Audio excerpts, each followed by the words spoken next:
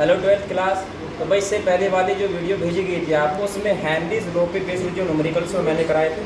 आज करा देते हैं आपको ये मोलैरिटी, मोल फ्रैक्शन, परसेंटेज वगैरह पर जितने, यानी कुल मिला के कंसंट्रेशन पर जितने भी न्यूमेरिकल हैं। 3 तो बेटा इससे पहले जो आपके फॉर्मूले एक बार लिख देता हूँ मैं, रिमाइंड हो जाएंगे आपके। एक तो मोलैरिटी का, मोलैरिटी इक्वल टू क्या होता है, mass of solute by molar mass of solute और मल्टीप्लाई वॉल्यूम मल्टीप्लाई 1000, ये मोलैरिटी का है। सेम ऐसे मोलैरिटी का होता है, बस केवल डिफरेंट यहाँ पर आ जाएगा, वॉल्यूम के बजाय मास ऑफ सोलवेंट हो जाएगा। मोल फ्रैक्शन के लिए क्या होगा, आपका मोल फ्रैक्शन निकालना है, जिसका भी आपको निकालना मीन्स कोई ए है या सोल्यूट है, सोल्यूट का निकालना है। तो number of mole solute by number of mole solute plus number of mole of solvent, यानी कि टोटल मोल। मास परसेंटेज निकालनी है, W/W% इक्वल टू हो जाएगा मास ऑफ सोल्यूट और बाय में मास ऑफ सॉल्यूशन, यानी कि small w plus capital W और मल्टीप्लाई 100। इसी के बेस पर लगभग आपके सारे न्यूमेरिकल हो जाएंगे। ठीक। तो न्यूमेरिकल आपके मैं अभी जो इन टेक्स्ट क्वेश्चन है वो करा देता हूँ, इन्हीं के बेस पे लगभग आपके जो एक्सरसाइज में वो होते हैं। तो जितने हो जाएंगे इसमें से आपसे वो कर लेना, जो नहीं होंगे दोबारा से मैं उनको करा दूंगा जो एक्सरसाइज वाले हैं।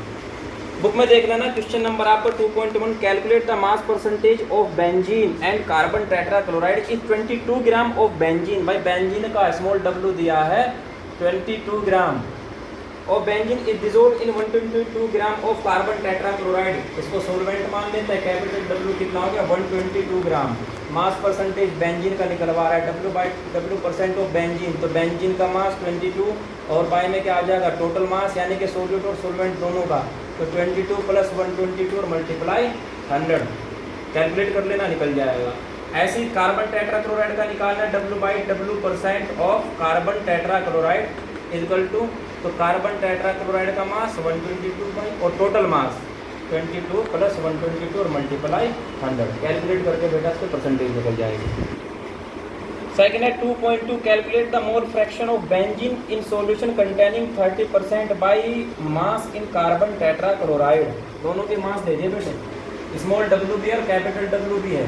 30% का मतलब ये है कि सोल्यूट तो 30 ग्राम है और जो सोलवेंट है वो है 70 ग्राम। मोल फ्रैक्शन निकलवा रहा है तो इसका मतलब मोलर मास की भी जरूरत पड़ेगी हमको। बेंजीन C6H6 मोलर मास 78 निकाल लेना अपने से, पता ही होगा निकालने का कि 12 कार्बन का होता है 6 से मल्टीप्लाई करके और वगैरह वगैरह सब आपको पता है। उसके बाद कार्बन टेट्राक्लोराइड का डायरेक्ट निकाल दे रहा हूँ मैं 154, यानी कि दोनों के मोलर मास हो जाते हैं। हमारे पास मोल फ्रैक्शन का फॉर्मूला क्या है, X equal to number of moles of solute और Y में टोटल नंबर ऑफ मोल्स।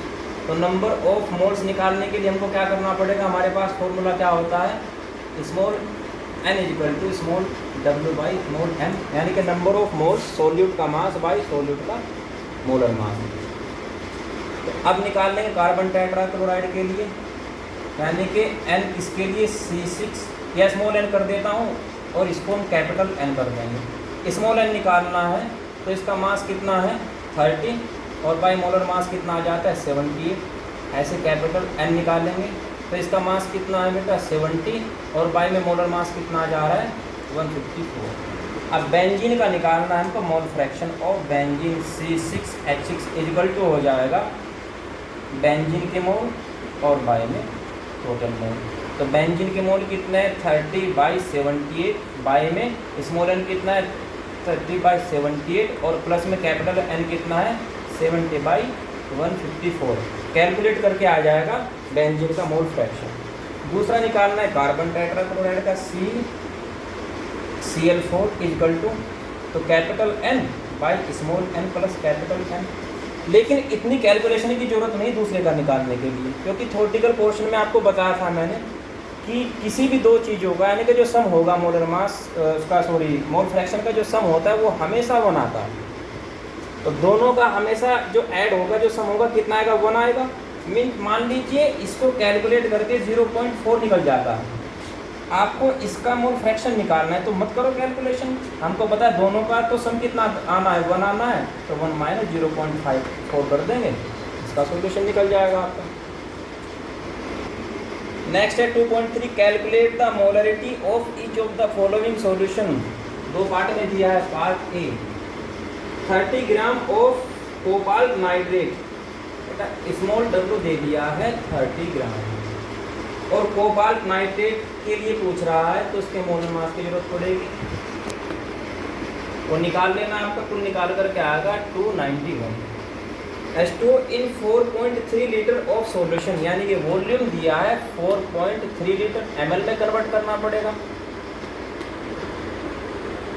तो 4300 इसमें ml में आ जाएगा। सिंपल सा निकलवा रहा है इसकी मोलरिटी कितनी है। तो molarity m equal to mass by molar mass multiply volume multiply 1000। Mass कितना है 30 बाई मोलर मास कितना निकला था इसका 291, मल्टीप्लाई वॉल्यूम कितना है 4300 और मल्टीप्लाई 1000। इसको सॉल्यूशन इसको जो सोल्व कर लेना।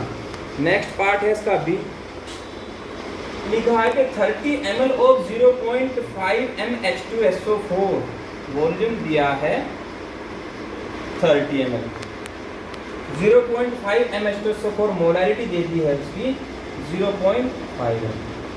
मुझे डायल्यूटेड टू 500 ml, उसको डायल्यूट कर दिया गया, उसमें पानी मिला दिया तो वॉल्यूम बदल जाएगी। तब इसको V1 मान लो, इसको M1 मान लो। V2 कितना हो जाएगा 500 उसने मिलाया है, 30 ml पहले सही था, तो टोटल कितना हो गया 530 ml हो गया। पूछ रहा है अब मोलरिटी कितनी है। बड़ा सिंपल सा फॉर्मूला है M1 V1 equal to M2 V2। तो M1 कितना है 0.5 मल्टीप्लाई V1 कितना है 30 इक्वल टू M2 निकालना है, मल्टीप्लाई V2 कितना है 530, यानी कि M2 हो जाएगा 0.5 मल्टीप्लाई 30 बाई 530। कैलकुलेट कर लेना उसको। नेक्स्ट है 2.4, calculate the mass of urea required in making 2.5 kg of 0.25 molar aqua solution. इसमें भी बार पूछ रहा है कि यूरिया का कितना मास लिया गया होगा। कि अगर उसका सॉल्यूशन बना है, सॉल्यूशन का मास कितना है W डैश मान लो उसको 2.5 kg, और सॉल्यूशन की मोलरिटी कितनी है जो बनाया गया है स्मॉल m इक्वल टू 0.25, इसकी मोलरिटी पूछ रहा है स्मॉल w कितना लगेगा। तो यूरिया के लिए हमको मोलर मास भी चाहिएगा, NH2CO, NH2 मोलर मास इसका आ जाता है 60। फॉर्मूला लगा देंगे molarity equal to mass by molar mass, इसको m डैश कर लो मोलर मास को, ये वाला था ना, इसको m डैश कर लेते हैं, और मल्टीप्लाई कैपिटल W यानी कि मास ऑफ सॉल्वेंट, और मल्टीप्लाई कितना हुआ 1000 हुआ। m कितना है मोलरिटी है 0.25 इक्वल टू W हमको निकालना है, m डैश कितना था 60 मल्टीप्लाई कैपिटल W तो हमको नहीं पता। सॉल्यूशन का पता है, पूरे सॉल्यूशन का मास दिया है 2.5 kg, तो सॉल्वेंट का मास क्या होगा सॉल्यूशन माइनस सोल्यूट, यानी कि कैपिटल W और W डैश और माइनस स्मॉल w से क्या मिल जाएगा हमको कैपिटल W। तो W डैश कितना दिया है 2.5 kg दिया है, इसको ग्राम में कन्वर्ट करना पड़ेगा, 1000 से मल्टीप्लाई करके 2500 ग्राम आ जाएगा। तो 2500 ग्राम और माइनस में क्या हुआ आपका small W multiply 1000।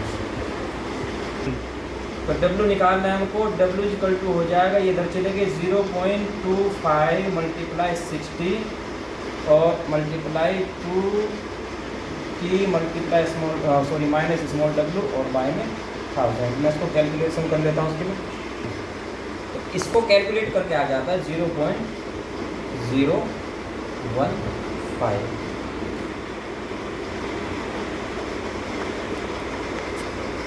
Small W, यानी कि 0.015 है, इसकी मल्टीप्लाई इसमें कर देंगे, इसमें करते हैं, इसको फिर कैलकुलेशन कर लेते हैं इसकी इसमें कैलकुलेशन करके आ जाएगा 37.5 और माइनस में होगा 0.015 W, ये इधर चला जाएगा। तो W plus 0.015 W equal to 37.5, ये आपका 1.015 W equal to 37.5, small W equal to 37.5 और बाई में 1.015, इसको कैलकुलेट कर लेना, आंसर आ जाएगा। नेक्स्ट है 2.5, calculate the molarity and mole fraction of KI। KI को पता करना, if the density of 20% mass by mass aqueous KI is कितना है। डेंसिटी दे रखा है, स्मॉल W दिया है, स्मॉल W है 20 ग्राम, कैपिटल W है 80 ग्राम, डेंसिटी दिया है उन्होंने 1.202 और पूछ रहा है किसकी मोलरिटी कितनी होगी। KI के लिए पूछ रहा है तो मोलर मास भी निकाल लेंगे। KI का जो मोलर मास स्मॉल m होता है वो हो जाता है 166।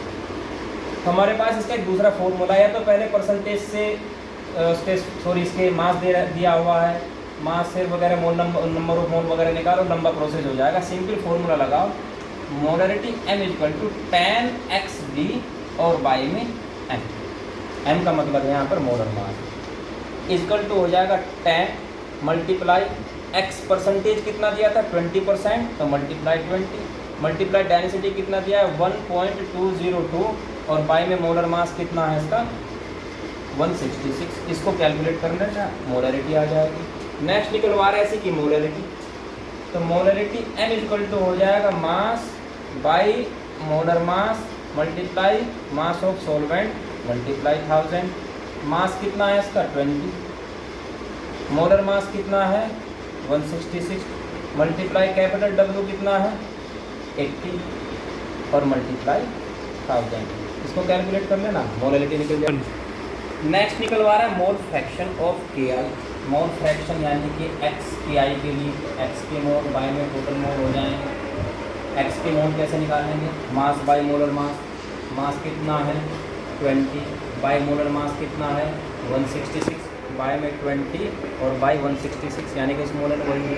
उसके बाद निकालना है कैपिटल एन। कैपिटल एन किसके लिए, वाटर के लिए है, सोलवेंट के लिए है। तो सोलवेंट का मास कितना है 80 और पानी का आपको पता ही होगा मोलर मास कितना होता है 80। इसको कैलकुलेट कर लेना, निकल जाएगा मोल फ्रैक्शन ऑफ KI। तो बेटा इसके बाद आपके जो बाकी के न्यूमेरिकल होंगे एक्सरसाइज में कोशिश करना यहाँ से करने की, जो नहीं होंगे तो मैं करा दूँगा नेक्स्ट वीडियो में, फिर अगला टॉपिक ले लेंगे न्यूमेरिकल के लिए।